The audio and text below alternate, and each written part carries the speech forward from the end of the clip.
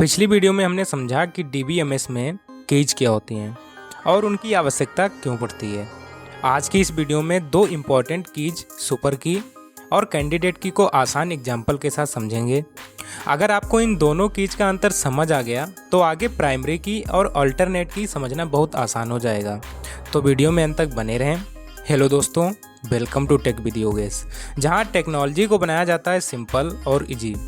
सबसे पहले हम लोग सुपर की को समझते हैं। सुपर की वह की होती है जो किसी टेबल के प्रत्येक रिकॉर्ड की यूनिक पहचान कर सकती है। इसमें एक या एक से अधिक एट्रीब्यूट्स हो सकते हैं, यानी यदि किसी कॉलम या कॉलम्स के कॉम्बिनेशन से हर रिकॉर्ड अलग अलग पहचाना जा सकता है तो वह सुपर की कहलाती है। अब इसको एक एग्जाम्पल से समझते हैं। इस टेबल को ध्यान से देखिए।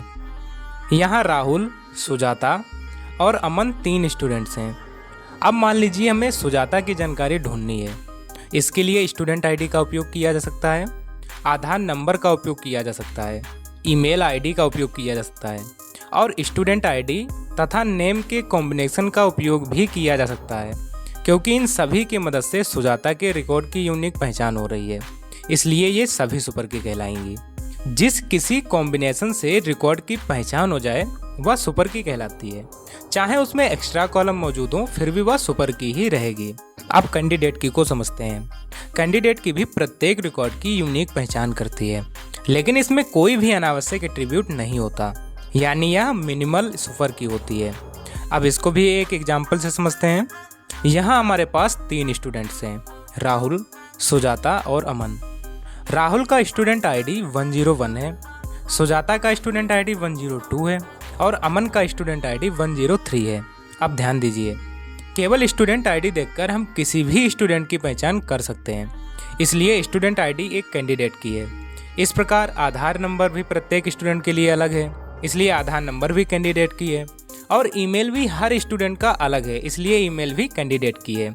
लेकिन अगर हम स्टूडेंट आईडी और नेम को एक साथ लें तो यह भी पहचान तो कर ही देगा, लेकिन यहाँ नेम की कोई आवश्यकता नहीं है, क्योंकि स्टूडेंट आईडी अकेले ही राहुल, सुजाता और अमन की पहचान कर रहा है। इसलिए स्टूडेंट आईडी और नेम कैंडिडेट की नहीं होगी, यानी कैंडिडेट की वही होती है जो बिना किसी एक्स्ट्रा एट्रीब्यूट के रिकॉर्ड की यूनिक पहचान कर सके।